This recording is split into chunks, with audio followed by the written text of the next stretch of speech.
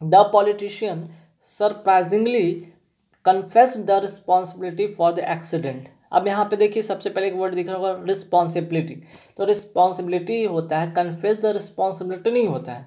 ठीक है, आपने कोई गुनाह किया है, आपने कोई गलत काम किया जिसकी आप प्रायश्चित करें, वहाँ पे आप कन्फेस करते हैं। यहाँ पर रिस्पॉन्सिबिलिटी की अगर हम बात करेंगे तो कन्फेस नहीं होगा, एग्रीड नहीं होगा, एक्नॉलेज नहीं होगा, बल्कि क्या, ओन अप। ठीक है, आप रिस्पॉन्सिबिलिटी को क्या करते हो, लेते हो। आप अपनी जिम्मेदारी को क्या करते हो, आप अपनी जिम्मेदारी को मानते हो। ठीक है, मान लेना, ठीक है, मानना, ठीक है, या मान लो अपनी जिम्मेदारी को।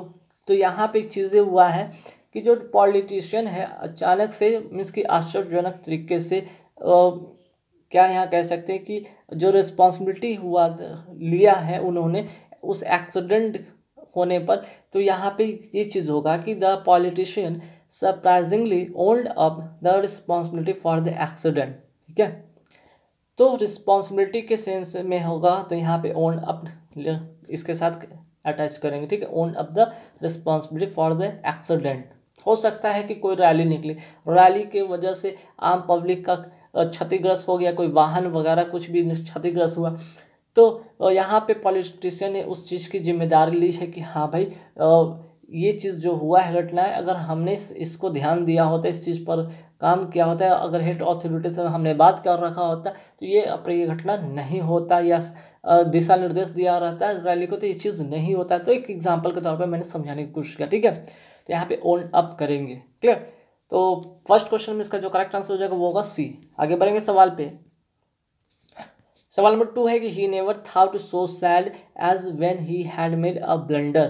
ठीक है, he never dash so sad as when he had made a blunder. Means कि जब भी वो कोई गलती करता था तो क्या होता था, कभी भी वो क्या होता था, वो सैड, वो कभी भी सैड क्या, सैड को सोचता था नहीं, सैड दिखता था। सैड मीन्स उदासी दिखना। सैड के सेंस में क्या होता है, लुक सैड कहते हैं ना, look sad. He never looked क्या होगा, सो सैड। वो कभी भी इतना उदास नहीं दिखता था, कभी भी उसके चेहरे पर कोई शिकस्त नहीं पड़ती थी जब भी उससे कोई गलती हो जाती थी या उसने गलती करता था। ठीक है, तो इस तरह से यहाँ पे होगा क्राइड सो सैड नहीं, काजो सो सैड नहीं, लुक सो सैड। कहते हैं ना बोलचाल की भाषा में कहते हैं ना look so sad, why you look so sad, आप क्यों इतना उदास दिख रहे हो, दिखते हो, है ना, इस तरह से सेंस में कहते हैं ना। तो यहाँ पे आपका लुक के साथ, यहाँ पे सैड के साथ जो होगा कॉम्बिनेशन वो लुक का होगा। आगे बढ़ेंगे सवाल पे। नेक्स्ट जो question, the man taken to the hospital by an ambulance. अब यहाँ पे एक चीज नोटिस की, सेंटेंस पढ़ने का यहाँ पे बाय लगा। बाय क्या रिप्रेजेंट करता है, पैसिव, और पैसिव फॉर्मेट में तो मान के चलेंगे यहाँ पे क्या होगा, वर्ब का थर्ड फॉर्म होगा। वर्ब का थर्ड फॉर्म होगा तो ठीक है, यहाँ पे आपके सामने ऑप्शन क्या क्या है, द मैन टुक, यहाँ पे V2 है, यहाँ पे तो वर्ब का थर्ड फॉर्म चाहिए। तो थर्ड फॉर्म तो सिर्फ इसमें दिख रहा है, टेकन में। तो the man was taken to the hospital by an ambulance. तो करेक्ट आंसर क्या हो जाएगा, सी इसका करेक्ट आंसर हो जाएगा। क्लियर, चलिए आगे बढ़ेंगे सवाल पे। I am looking forward to see you soon. तो देखिए यहाँ पे क्या सही करना होगा या क्या नहीं सही करना होगा, तो ये जो सेंटेंस होगा उसमें होगा नो इम्प्रूवमेंट। ठीक है, देखिए अगर हम हैबिट की बात करते हैं, एक हैबिट होता है, कंटिन्यू हैबिट वाली बात होता है, तो वहाँ पे हम लोग क्या करते हैं, लुकिंग फॉरवर्ड के साथ, ठीक है, लुकिंग फॉरवर्ड टू के साथ हम क्या करते हैं, वर्ब का जो होता है फोर्थ फॉर्म लगाते हैं, एज ए जेरेंट उसको यूज करते हैं। तब अगर हैबिट की बात हो, यहाँ पे I am looking forward to see you soon, means कि यहाँ पे सून से पता चल रहा है कि वो कंटिन्यूटी वाली चीज़ नहीं है यहाँ पे। ठीक है, यहाँ पे वो कंटिन्यूटी वाली चीज़ नहीं है। कहते हैं कि अगर हम बात कर रहे हैं या किसी चीज़ पर विचार कर रहे हैं, आपसे इस बात पे जल्दी ही बात करेंगे, तो जल्दी ही करेंगे मीन्स कि वो कभी कभार वाली बात हो रही है, हैबिट नहीं है इस चीज़ का। तो इन द सेंस ऑफ हैबिट तो आप लुकिंग फॉरवर्ड टू V4 लगाएंगे, अगर नहीं होगा तो वहाँ पे 2+V1 का यूज़ करेंगे, 2+V1 का यूज़ करेंगे। क्लियर, चलिए आगे बढ़ते सवाल पे। English in India has acquired distinct identity as a regional variety and is known as Indian English। ठीक है, अब यहाँ पे बात हो रहा है इंग्लिश का, इंग्लिश इन इंडिया। तो पता है भारत में इंग्लिश का क्या महत्व है, क्या यहाँ पे लोगों की इसके प्रति वो रुचि है, इंटरेस्ट है, क्या रिस्पॉन्सिबिलिटी मिलता है इसके लेकर, इसको लेकर आपको पता है। तो India, English in India has acquired कैसे आइडेंटिटी बनाया है ना अपना, जो इंग्लिश का जो भारत में यहाँ पे एक्वायर्ड किया गया है और उसके वजह से जो आइडेंटिटी बनी है, तो कैसे आइडेंटिटी बनी है, डिस्टिंक्ट आइडेंटिटी या फिर एन डिस्टिंक्ट आइडेंटिटी या स्पेशल क्या होगा यहाँ पे, ए स्पेशल आइडेंटिटी का यूज़ करेंगे। तो यहाँ पे जो होगा यहाँ पे English in India has acquired और डिस्टिंक्ट आइडेंटिटी, ठीक है। यहाँ पे क्या करेंगे, a distinct identity as a regional variety and is known as Indian language, है ना। तो यहाँ पे ए डिस्टिंक्ट आइडेंटिटी करेंगे, क्योंकि जब आइडेंटिटी को आप अगर कोई एक ऐसा अच्छा गुण है जिसको आप काउंट करें, वहाँ पे एक आर्टिकल के सेंस में आप ए उसको लगा सकते हैं, ठीक है। A distinct identity. आगे बढ़ते सवाल पे कि it is said that Oscar Wilde was most sincere artistically when he depicts in sincere characters। अब देखिए इससे पता चल रहा है ये क्या है, प्रेजेंट से पता चल रहा है, यहाँ पे प्रेजेंट में बातें, डिपिक्ट से भी पता चल रहा है यहाँ पे प्रेजेंट में बातें, तो जाहिर सी बात है यहाँ पे क्या होना चाहिए, ठीक है। तो बातें सब प्रेजेंट की बात है, तो हम यहाँ पे क्या करें, फॉर्मेशन भी तो प्रेजेंट वाला करेंगे ना, तो यहाँ पे क्या होगा, इज होगा, ठीक है। यहाँ पे वॉज नहीं होगा, इज होगा कि इट इज सेड दैट, कहा जाता है कि, है ना, Oscar Wilde is most sincere artistically when he depicts in sincere characters. Clear. चलिए आगे बढ़े सवाल पे।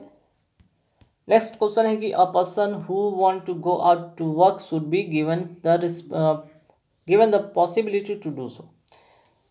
काम के सेंस में कोई बंदा है, कोई व्यक्ति है, अगर बाहर जाना चाहता है काम के सेंस में, तो उसको काम के सेंस वर्क के साथ क्या होता है, वर्क के साथ एक आपको अपॉर्चुनिटी मिलती है ना, अपॉर्चुनिटी, काम का एक अपॉर्चुनिटी होना चाहिए यहाँ पे, चांस या प्रेफरेंस नहीं। तो वर्क के साथ आप क्या यूज़ करेंगे, अपॉर्चुनिटी, ठीक है। और to opportunity should be given, work should be given the opportunity to do so. Clear. चलिए आगे बढ़ते सवाल पे। अनलेस ही डोंट लिव्स, देखिए अनलेस अगर लग गया तो यहाँ पे तो निगेटिव होगा नहीं अपने आप में, अनलेस के साथ निगेटिव होता ही नहीं है। तो अनलेस के साथ क्या होता है, अगर अनलेस अपने आप में क्या है, एक निगेटिव है, निगेटिव स्टेटमेंट ये बता ही रहा है, तो उसका अगर ये निगेटिव दे रहा है तो उसमें डू नॉट लगाने का कोई मतलब नहीं बनता है। तो अनलेस ही लिव्स होगा, ठीक है, क्योंकि यहाँ पे देखिए जी प्रेजेंट में है, तो पहला अगर जो इसके बाद वाला कंडीशनल सेंटेंस में ये होता है कि अगर आपका जो कंडीशनल सेंटेंस अगर यहाँ पे प्रेजेंट में रखेंगे तो उसके बाद वाला सेंटेंस होगा वो फ्यूचर में होगा। अगर आपका उसके बाद वाला अगर ये फ्यूचर में दिख रहा है तो इसके जो कंडीशनल सेंटेंस होंगे वो प्रेजेंट में होंगे, प्रेजेंट इंडेफिनिट में होंगे। Clear. Unless he lives this house I will not stay anything, ठीक है। चलिए आगे बढ़े सवाल पे। She abandoned the idea of marrying him, जब शादी के सेंस में होता है बात, ठीक है, जब हम बात करते हैं शादी के सेंस में कि she abandoned the idea of marrying him, तब हम वहाँ पर डेजर्टेड का यूज़ करते हैं। डेजर्टेड मतलब त्याग देना, छोड़ देना, ठीक है। जब भी मैरी वाला वर्ड आ गया था ना, इसलिए आप यहाँ पे जैसे मैरी वर्ड देखे तो वहाँ पे डेजर्टेड छोड़ देंगे, छोड़ देना, किसी को शादी के सेंस में अगर बात करें वहाँ पे छोड़ दिया जाता है। क्लियर। आगे सवाल पे आता है कि Indian democracy is a great attention for overseas investor. Indian democracy की बात हो रही है, इज अ ग्रेट अटेंशन नहीं, यहाँ पे क्या होगा, is a great attraction. India की जो डेमोक्रेसी है एक ग्रेट अट्रैक्शन दिखा रही है ओवरसीज इन्वेस्टर, जो ओवरसीज इन्वेस्टर है मीन्स जो विदेश में इन्वेस्टर है, जो इन्वेस्ट करते हैं इंडिया में, वहाँ पे जो यहाँ की जो इंडियन डेमोक्रेसी है उसको, इसके वजह से ये लोग क्या कर रहे हैं, अट्रैक्ट हो रहे हैं, ना कि अटेंशन हो रहे हैं, ठीक है। चलिए आगे बढ़ते सवाल पे कि it is simplistic to assume that whatever is taught will be learn. Simple सी बात है, यहाँ पे फिर से देख रहा हूँ कि what ever is taut bill भी, देखिए बिल और बी लगा हुआ है, ये पैसिव फॉर्मेशन। अगर पैसिव फॉर्मेशन है तो इसके साथ क्या होगा, वर्ब का थर्ड फॉर्म लगेगा। वर्ब का थर्ड फॉर्म का मतलब होगा यहाँ पे डी, ठीक है, इसका डी इसका करेक्ट आंसर हो जाएगा, है ना। आगे आते सवाल पे कि the I notice that the opposite man was staring at me. Opposite man उल्टा आदमी नहीं, मीन्स कि उल्टा सोच वाला व्यक्ति होता है, गंदी सोच वाला व्यक्ति होता है, तो हम क्या कहते हैं, द मैन अपोजिट कहते हैं उसको, ठीक है। मीन्स कि जो घटिया सोचने वाला हो या गंदा विचार वाला हो या गंदा सोचने वाला, वो स्टेरिंग कर रहा है एट मी पे, ठीक है, मुझ पर वो क्या कर रहा है, घूर रहा है। तो यहाँ पे द मैन अपोजिट होना चाहिए, तो द मैन अपोजिट कहाँ मिला, ये मिला, डी नंबर में आप टिक करके आगे बढ़े। देखिए नेक्स्ट क्वेश्चन क्या है, draft are still a harsh reality for the Indian farmers. Draft मतलब सुखाड़ की बात हो रहा है, यहाँ पे सुखाड़ से ये पता चला इसका मतलब होता है सूखा। ठीक है, जब बारिश नहीं होती है तो क्या होता है, ज़मीन सूखा पड़ जाता है, खेती करने में बहुत ही दिक्कत होती है कि इंडियन फार्मर को, है ना, या कोई भी फार्मर हो। हाल are still a harsh reality for the Indian farmer. तो यहाँ पे इससे ये पता चला ये सिंगुलर रिप्रेजेंट कर रहा है। आपको लग रहा हो कि इसमें ऐसा लगा है तो प्लूरल है, नहीं, ये अपने आप में सिंगुलर रिप्रेजेंट कर रहा है। अगर ये सिंगुलर रिप्रेजेंट कर रहा है तो ये तो होगा नहीं, ये तो होगा नहीं, दोनों तो सिंगुलर रिप्रेजेंट कर, प्लूरल रिप्रेजेंट कर रहे हैं, तो सिंगुलर वाला हो जाएगा डी। ठीक है, इज ये सिंगुलर रिप्रेजेंट कर रहा है, is still a harsh reality for the Indian farmer. Next question पे आते हैं। One should exercise their right to vote. One should exercise their right to vote. Right to vote मतलब vote देने का अधिकार है किसी को भी। तो यहाँ पे वन लगा हुआ है, यहाँ पे क्या है, सब्जेक्ट के तौर पे यहाँ पे वन है, तो इसका जो प्रोनाउन बनेगा वो क्या बनेगा, वंस बनेगा। वन का प्रोनाउन वंस। क्लियर। चलिए नेक्स्ट क्वेश्चन है कि many children reject to go to school where they do not enjoy freedom.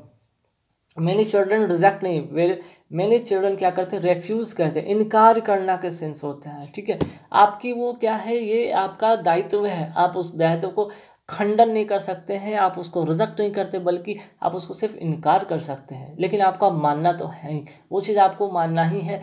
आप उसको थोड़ा देर के लिए इनकार कर सकते हैं, लेकिन उसको खंडन या उसको रिजेक्ट नहीं कर सकते। अगर खंडन या करने के सेंस में हो तब वहाँ पर रिजेक्ट का यूज़ करते हैं, तो यहाँ पर रेफ्यूज़ होगा। क्लियर। चलिए आगे बढ़ते सवाल पे। There is much demand for fuel as the number of vehicles are increasing day by day. ठीक है, अब यहाँ पे क्या आप इम्प्रूव करेंगे, जरा फटाफट आप लोग हमको भी बताएंगे, कमेंट करके भी बताएंगे कि इसमें आप लोग भी जानते हैं क्या।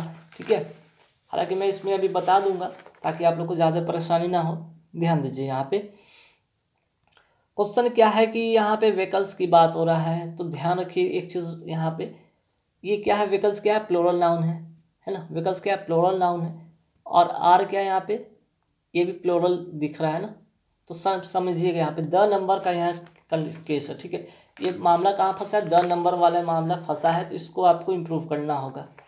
ठीक, यहाँ पे आपको द नंबर वाला मामला यहाँ पे इम्प्रूव करना होगा। देखिए द नंबर की अगर हम बात करते हैं, द नंबर ऑफ, ठीक है, ये वर्ड दिख रहा है, द नंबर ऑफ के बाद ध्यान रखिएगा, इसके बाद नोट कर ले, इसके बाद जो होगा वो क्या होगा, प्लूरल नाउन होगा और सिंगुलर वर्ब होगा।